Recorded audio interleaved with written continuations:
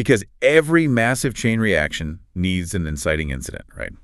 And this one happened on July 25th, in a place most of us do not immediately associate with global naval warfare. The Caspian Sea. The Caspian Sea. Yeah, specifically an attack on an Iranian cargo ship named the Anna. According to the source, the ship was navigating the Caspian when it suffered a highly precise strike. And it was bad, right? Oh, yeah. The command bridge was effectively destroyed. The casualty report noted 1 sailor was killed and 3 others were wounded. Now, if you were following mainstream outlets around that time, CNN, BBC, Reuters, they did report on this. But it was packaged as a regrettable accident. Friendly fire, essentially. Yeah, friendly fire. Ukraine issued a formal apology. Iran publicly accepted it, and the news cycle just swallowed the story whole and moved on. They treated it as a closed loop. Nothing to see here. But Zhang's thesis meticulously deconstructs that narrative. He tears it apart. He really does. He presents evidence that this was not a miscalculation at all. It was a calculated strategic strike designed to sever a very specific supply line. Okay, so to understand the motive there, you have to look at how the flow of military hardware between Russia and Iran has completely reversed. Yes, the reversal is key here. Because we all remember the initial phase of that relationship. The old paradigm was Iran manufacturing those Shahed 136 swarm drones. The ones that sound like mopeds. Exactly. And they were exporting them to Russia, who then used them to bombard Ukrainian cities.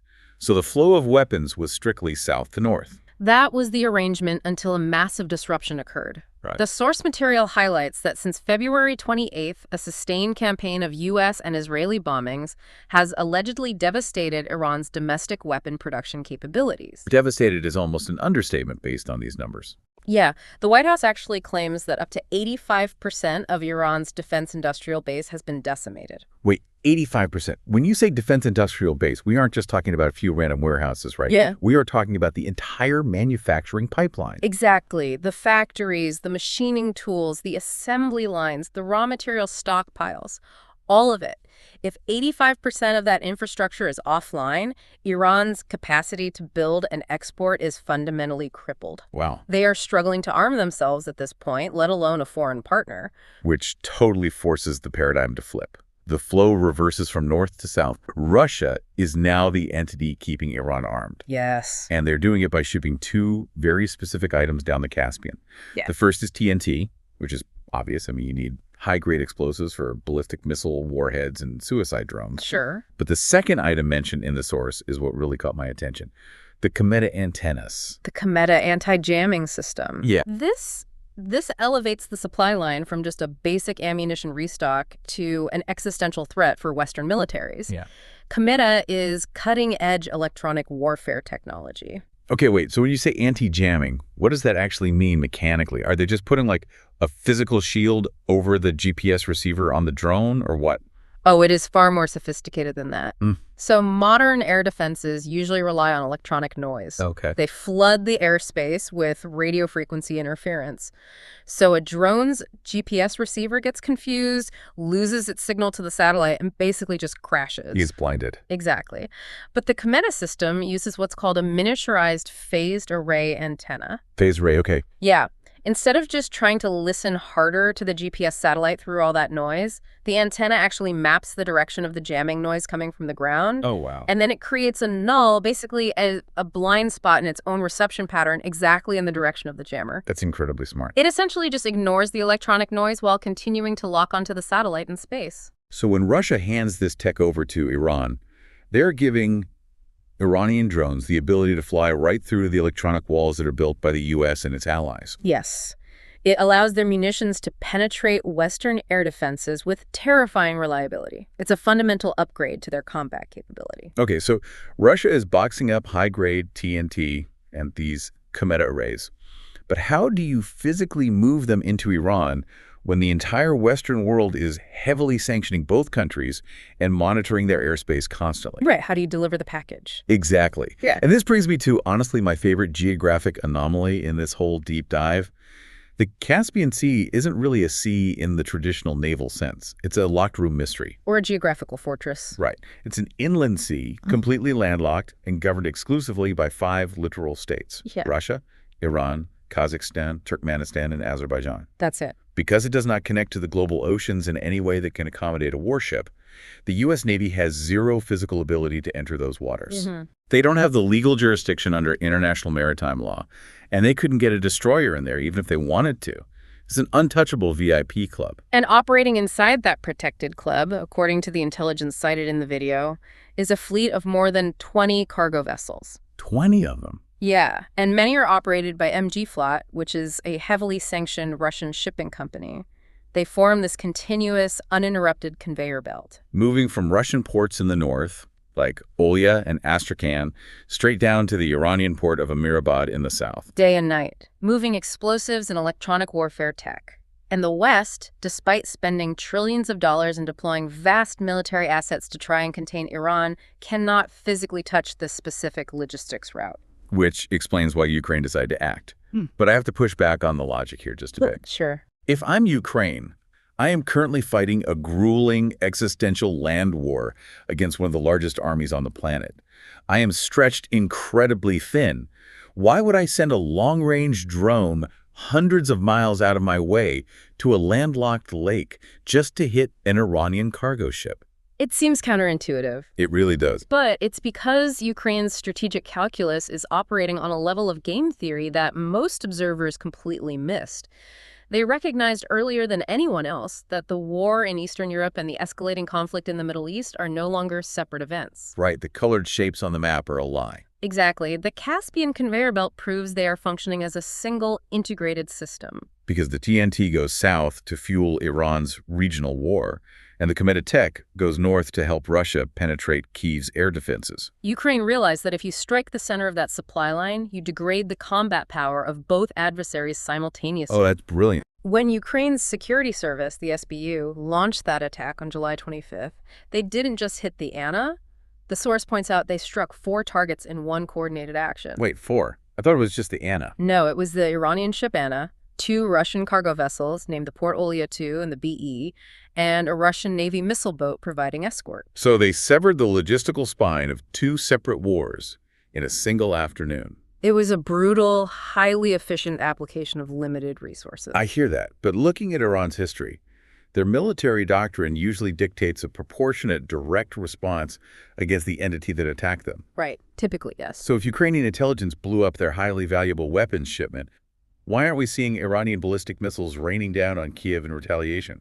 That is the exact question Jiang asks, and the answer represents a terrifying evolution in Iranian strategy. The source pulls a quote from an Iranian military analyst named Nimat Bani, speaking on state television shortly after the incident.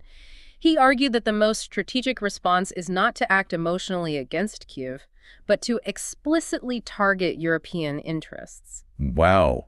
Target Europe directly. Yeah. He stated, quote, "The only people who can restrain Zelensky are the ones funding his war." So they're looking right past the proxy and aiming directly at the sponsors. They view NATO and Europe as the actual adversaries now.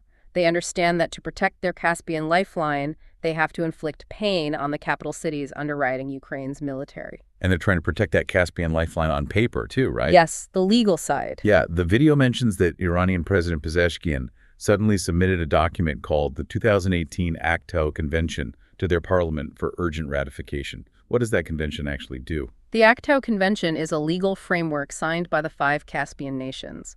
Rushing its ratification is a deliberate maneuver to weaponize maritime law. Weaponize the law. I like that phrase. Because the treaty explicitly bans any outside military powers or foreign bases from operating in or around the Caspian Sea. By locking this into their domestic law, they are building a legal fortress around their supply line.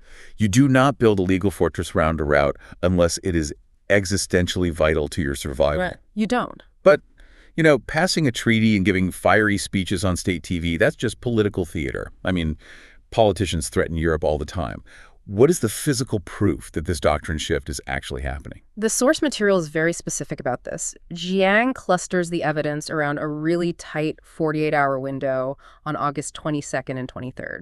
Okay, August 22nd and 23rd. Detailing 4 distinct actions that prove Europe has already been moved to the front line. The first piece of evidence is a major escalation in cyber warfare. Oh, right. In late July, Iranian-linked hackers managed to completely disable a power plant in the United Kingdom. Yes. And this wasn't a brief outage either. They held it down for 4 consecutive days. 4 days. It stands as the first recorded cyber attack to successfully shut down a British energy facility.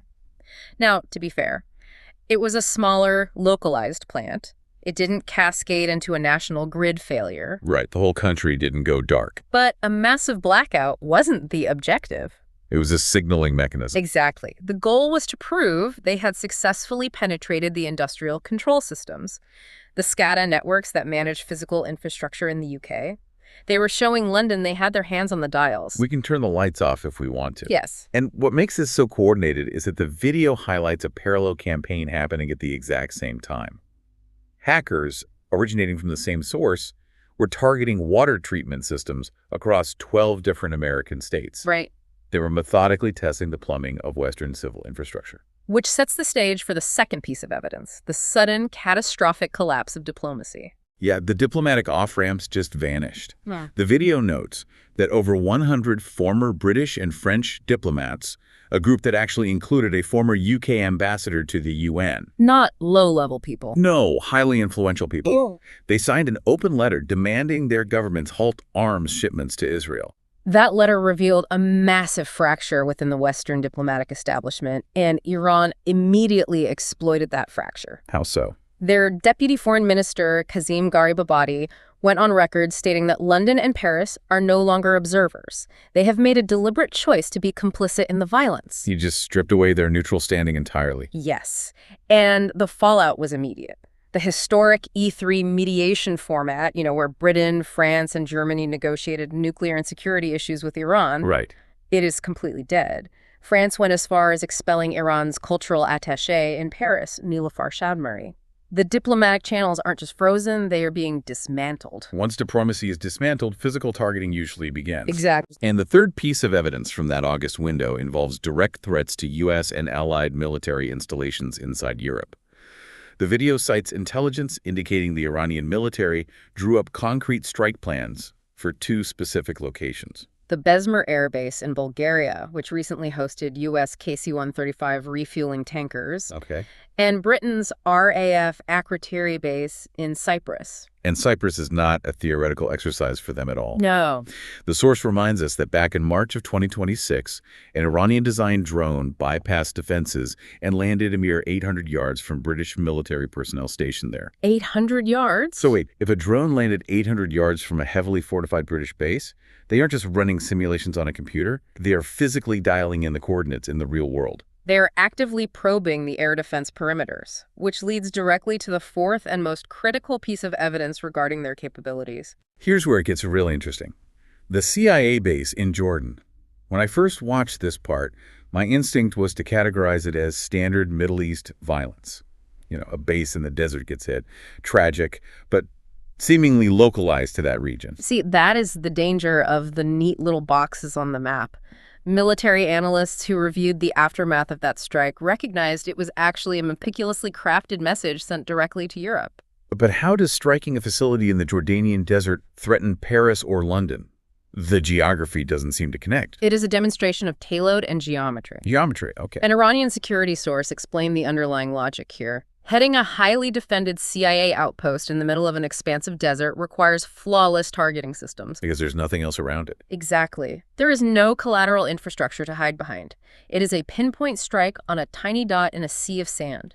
If their guiding systems are precise enough to hit that specific dot in Jordan, it physically proves that their medium-range ballistic missiles, which have a range of 1,700 to 2,500 kilometers. Right. It proves they can hit any target within that radius with the exact same pinpoint accuracy. Oh, wow. So you draw a 2,500-kilometer circle around their launch sites, and suddenly Bulgaria, Cyprus, and even the southern coast of France fall entirely within the kill zone. Yes.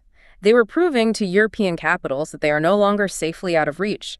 The geographic buffer is gone. And the European militaries clearly received that message, because the source points out how Greece reacted to these escalating threats. Almost immediately, the Greek military mobilized and relocated a Patriot missile battery from the island of Carpathos to the Suda naval base on Crete. A Patriot missile system is an incredibly complex $100 million asset. Right.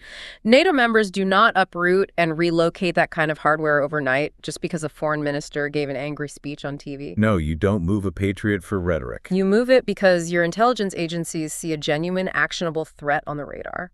The kinetic preparation for an expanded war is already happening. So we have isolated tactical strikes in the Caspian, cyber attacks quietly testing the British power grid, and advanced air defense systems shifting across the Mediterranean. The natural question is why? Right, what's driving it? Yeah, why is this conflict expanding so relentlessly across so many different domains? How did this global escalation become seemingly inevitable? To answer the why, Jiang argues we have to step away from the military maps entirely and look at the financial engine powering the war machine itself. The money. The money. And to trace the blueprint of that engine, he takes us back over 3 centuries to the year 1694. 1694. Okay, so England had just gone through the Glorious Revolution of 1688. Right. The Glorious Revolution fundamentally shifted the balance of power. Control over the nation's finances was wrenched away from the monarchy and handed to Parliament, which was largely made up of, the property-owning aristocracy and the rising merchant class. So the businessmen took over the checkbook. Essentially, yes. And out of this political shift, the Bank of England was established in 1694. The video describes this as the invention of the great engine of state. But banks existed before 1694. Sure, they did. What mechanical change did the Bank of England introduce that actually altered global warfare? They invented the institutional mechanism of credible commitment. Credible commitment? Yeah. Prior to this, if a king wanted to fight a war, he borrowed money from wealthy individuals or foreign banks. But kings were absolute monarchs. Right. So if the war went poorly or the king simply didn't feel like paying the debt, he would just default. He would just declare the debt null and void and tell the lenders tough luck. Which makes lending money to a king an incredibly risky investment. Immensely risky. Because of that risk, lenders charged exorbitant interest rates, meaning the state could only raise very limited funds. But when Parliament took control, they changed the rules. Parliament guaranteed the debt. Okay. They backed the loans not with the personal promise of a monarch, but with the consistent, legally enforced tax revenue of the entire nation. So they turned the debt of the government into a safe, reliable asset. They created sovereign debt as we understand it today. Suddenly, lending money to the government was the safest investment you could possibly make. Because the taxpayers are on the hook for it. Exactly. It paid a guaranteed interest rate, and you could sell that debt to someone else if you needed cash. It became highly liquid. Because of this credible commitment, England was able to borrow unfathomable amounts of capital at interest rates as low as 3%. Wow. While rival absolute monarchies like France were paying 10% or just going bankrupt. And England used that flood of cheap liquid capital to build the Royal Navy. Yep. Which secured global trade routes, which generated more tax revenue, which allowed them to borrow even more money. It's a loop. Debt feeds the war expands the economy pays the debt. It is the ultimate financial formula for global hegemony. And as Jiang traces in the video, this engine did not stop when the British Empire began to decline. It simply crossed the Atlantic. He calls America the heir to this system. You see it manifest in the Bretton Woods Agreement, the creation of the IMF and the World Bank, and obviously the U.S. dollar becoming the unquestioned global reserve currency. Yes. The 1694 model was just scaled up to run the entire planet. And we see the mechanics of it operating today in the U.S. Pentagon budget, which the source notes has swelled past $1.5 trillion. $1.5 trillion. The American financial system relies on this exact same capability, creating credit essentially from nothing, issuing fiat currency backed by trusted sovereign debt to fund a planetary military apparatus. They don't have to raise taxes on their citizens immediately to build a new aircraft carrier. You just issue more bonds. They just issue more bonds. But the core argument of the video is that this debt-driven engine is not permanently stable. It doesn't just run smoothly forever. It operates in these violent cycles. And he brings in theories from economists Joseph Schumpeter and Giovanni Arrighi. Yes, specifically Schumpeter's concept of creative destruction and Arrighi's theory of systemic cycles of accumulation. So Schumpeter's creative destruction, I always thought that just meant like a new technology replacing an old one. The classic example of streaming video killing the video rental store. How does that concept justify a global military conflict? It scales up from just single industries to entire economic systems. According to these frameworks, capitalism naturally experiences phases of productive expansion. Factories are built, trade flourishes, profits are made from creating tangible goods. But eventually, the rate of profit in manufacturing always declines. The markets just saturate. So the investors pull their money out of the factories and look for better returns elsewhere. They move into financialization. Wall Street takes precedence over Main Street. Wealth is generated not by making things, but by moving money, leveraging debt, and inflating asset bubbles. The system becomes bloated with surplus capital and immense unsustainable debt. And when the bubble gets too big, the system requires a purge. That is the destructive phase. The system requires chaos to burn off the obsolete assets, wipe out the bad debt, and basically reset the board so a new cycle of profitability and innovation can begin. Wow. The video argues that the escalating intertwined conflicts we are seeing in 2026 represent this systemic purge. It is breaking supply chains, freezing global credit, and shattering the illusion of a peaceful, frictionless global market. Which brings us to Giovanni Arrighi's formula for who actually survives this purge. He uses the equation MCM prime, which stands for money, commodity, money, prime. Right. I was trying to visualize this when I watched it, and the best way I can think about the C in that equation of the commodity is a factory bolted to the ground. That's a good way to look at it. Because if you own a manufacturing plant, or a bakery, or even a house, you are physically locked to a specific geography. You are. If a war starts in your city, or if the global supply chain freezes and you can't get parts to run your machines, you can't pack up your factory in a suitcase and fly it to a bank vault in Switzerland. Your wealth is illiquid. You are deeply vulnerable to geographic and economic shocks. But if you hold M, the money, liquid capital, cash, derivatives, you are not bolted to anything. Your wealth can cross borders at the speed of light. And that mobility leads to a crucial phenomenon the video terms nationalist neoliberalism, or the safe haven model. The creator points to Israel's 1985 economic stabilization plan as the architectural blueprint for this. He calls it a super Sparta.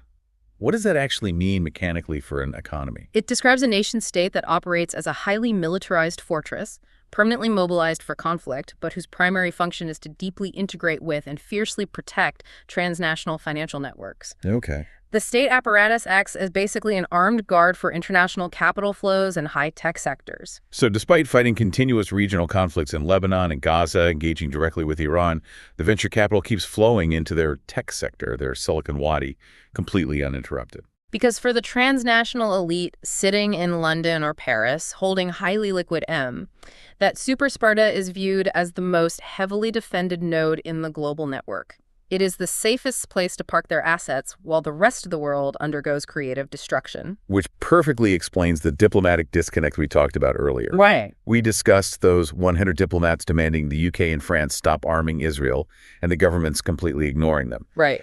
The video is arguing that this isn't about shared political values or moral stances at all. It's a structural financial reality. The liquid capital of the British and French elite is securely parked inside that fortified economy. Yes. The Western state apparatus is simply protecting the geographic node where its wealth resides. The flow of capital dictates the geopolitical alliance, not the diplomats. It is the cold, mechanical logic of the 1694 engine playing out in real time. Okay, so let's bring this down to ground level. We've covered 17th century debt, global supply chains, super Spartas. But this systemic purge is happening right now. When the dust of this creative destruction eventually settles, who is actually paying the bill for all of this? And who walks away holding the profits? The video divides the outcome into two very stark columns. The losers, who make up the vast majority of the global population, and the winners, an incredibly small, insulated minority. Let's start with the losers. How does this mechanically extract wealth from the average person?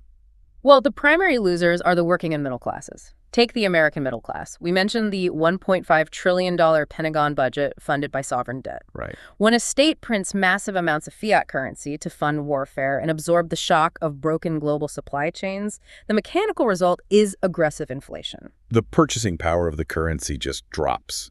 Inflation outpaces wage growth. The cost of basic necessities, housing, food, energy, it skyrockets. At the same time, the broader market chaos evaporates 401k retirement funds. People find themselves financially underwater simply trying to maintain their baseline standard of living.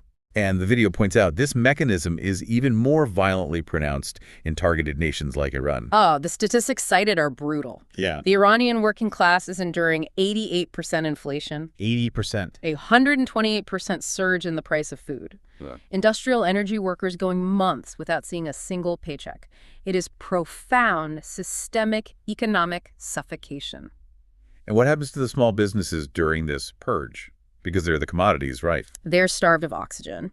The video notes that during these geopolitical crises, banking institutions become highly risk-averse. They want to hold on to their liquid capital. Sure. Consequently, small business loan approval rates plummet from a standard 80% down to roughly 50%. And small businesses rely on that short-term working capital just to make payroll or buy inventory. If the banks freeze that credit line because a war expanded in the Middle East, those local businesses suffocate and trigger a wave of bankruptcies. They are the C in our equation. The commodities bolted to the ground, just watching their equity vanish. So the middle class and small businesses are wiped out. But who benefits from that wipeout? Who are the winners here? The transnational elite, the individuals holding vast amounts of liquid capital, the M in the equation, who have been safely waiting in those safe havens. Waiting for what the video calls fire sale assets. Accumulation by dispossession. When inflation and frozen credit force small businesses into bankruptcy and force middle-class families to liquidate what little they have left just to survive, the elite swoop in. Right. They deploy their liquid cash to buy up land, technology startups, and distressed infrastructure for pennies on the dollar.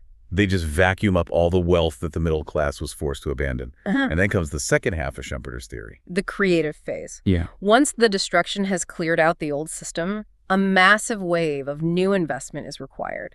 Governments will issue new debt to fund post-war reconstruction. They will invest billions in new AI defense technology to replace the hardware that was destroyed.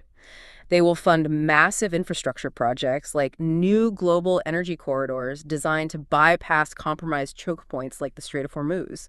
And who has the capital required to build and monopolize those new industries? The exact same elite who just bought up all the underlying assets during the fire sale. Exactly. They fund and profit from the next cycle of global wealth accumulation, while the majority pays the cost of the purge. That is the grim architecture of the argument Zhang presents. It's heavy. We have drilled down deep into the macroeconomic bedrock governing these conflicts. So let's pull the listener back to the immediate present. If this machine is churning right now, what are the specific indicators they should be looking for in the news this week to see if this theory holds up? The video concludes with a very pragmatic 72-hour watch list, events starting around August 24th that basically act as real-time stress tests for this entire system. There are 3 specific developments to monitor. Okay, what is the first indicator? The U.S. Economic D-Day. U.S. Treasury Secretary Scott Bessent is attempting to execute a campaign that permanently severs every remaining economic lifeline keeping Tehran afloat. Okay. The goal is total financial isolation. But the video includes a massive caveat from Middle East analyst Ross Harrison here. Iran isn't economically isolated right now because China is buying roughly 80% of their oil exports. Which presents a massive geopolitical dilemma for Washington. You cannot sever Iran's economy without directly enforcing secondary sanctions on the Chinese entities purchasing that oil. You have to confront China directly. So the indicator for the listener to watch is the enforcement mechanism. Will the U.S. Treasury actually aggressively sanction Chinese banks and energy companies? Yeah. Will they risk a catastrophic rupture in the U.S.-China relationship, particularly right before a scheduled diplomatic summit involving Donald Trump? Right. Or will they blink and allow the oil to keep flowing? The choice they make will reveal the true hierarchy of American strategic priorities. That's a massive domino to watch. What is the second item on the watch list? The second indicator shifts to the Persian Gulf and involves a man named Mohsen Rezai. He is the newly appointed Secretary of Iran's Supreme National Security Council. He is the official who recently threatened earthquake-like retaliation. Against who? Against their regional neighbors. He stated explicitly that if Gulf nations, specifically Saudi Arabia, the UAE, and Qatar, if they facilitate or participate in this new wave of U.S. economic sanctions, Iran will ensure that not a single drop of oil leaves the Persian Gulf. They will physically blockade or mine the Strait of Hormuz. The indicator here is the diplomatic posture of those Gulf states. Watch how Saudi Arabia and the UAE react to Washington's pressure. If they begin actively assisting the U.S. Treasury, you can anticipate an immediate kinetic escalation in Hormuz, which will instantly choke the global energy supply and spike prices worldwide. And the third indicator takes us all the way back to where we started. Ukraine's deep strike capabilities. Watch for continued Ukrainian drone attacks deep inside Russian sovereign territory, specifically targeting the logistics hubs supporting the Caspian supply line. The video mentioned they're already doing this, right? They flattened a drone center in a town called Primorsko-Akharsk. Yeah, they destroyed 18 storage facilities there. And more recently, they launched strikes against e-commerce logistics centers in Samara and Orenburg. E-commerce centers. Why target civilian filling warehouses? Those facilities, which are owned by a company called Ozon, are allegedly being repurposed by the Russian military to distribute the electronic components necessary for drone production. Oh. They are hiding the Cometa antennas and guidance chips inside civilian logistics networks. So when our listener sees a headline tomorrow morning about a Ukrainian drone blowing up a random warehouse in Samara, Russia, it's no longer just a localized, confusing skirmish. No. It is a deliberate strategic strike on a global supply chain. It is Ukraine attempting to sever the artery feeding the war in the Middle East to degrade the army invading their own borders. It is the absolute destruction of the neat little boxes on the map. It is all one interconnected, systemic conflict. Well, I want to sincerely thank you for helping me trace these incredible mechanics today. To go from a single injured sailor in a landlocked sea to the legal framework of a 17th century bank, and connect it all directly to the inflation eating away at the listener's grocery budget. It fundamentally changes how you process the daily news. It is a complex architecture to map out, but once you understand the engine driving the machine, the seemingly random chaos of global events makes a terrifying amount of sense. It really does. And to reiterate for our audience, our goal today was simply to unpack the architecture of Zheng the Explainer's thesis. We aren't endorsing the actions or taking political sides. We're just providing the blueprint of the argument so you can evaluate the world with sharper tools. But before we sign off, I want to leave the listener with one final provocative thought to consider. Oh, please do. Something that takes the foundational premise of this entire deep dive and pushes it into the near future. I love a good thought experiment. What do you have? We spent a significant portion of this conversation exploring how modern warfare, for the last 332 years, has relied entirely on the 1694 model. Right. The Bank of England established that a state's ability to wage war is intrinsically tied to its ability to issue sovereign debt and control a centralized fiat currency. The state guarantees the debt, prints the money, and funds the military. But we are currently entering an unprecedented era of decentralized finance. We are seeing the rise of borderless digital currencies, crypto networks, and ledgers that exist entirely outside the control of any central bank or government treasury. Okay, I see where this is going. If the transnational elite, or even rogue sanctioned nation states, if they begin migrating their liquid capital entirely into these decentralized systems, does the traditional nation state lose its mechanism to fund warfare? Wow. If governments can no longer print money backed by captive domestic wealth because the wealth has moved onto an untraceable blockchain, does the great engine of 1694 finally seize up? The engine just loses its fuel. Or, perhaps the darker alternative, does warfare simply become privatized? Does the next cycle of global conflict get funded by decentralized autonomous networks that no traditional government can sanction, no treasury can freeze, and no military can effectively bomb? A global conflict funded by an invisible ledger that completely shatters the 1694 paradigm. I want everyone listening to chew on that thought experiment. Keep your eyes on the Caspian Sea, watch those 3 indicators we mapped out, and then next time the evening news tries to put a war into a neat little box, look for the supply lines connecting it to everywhere else.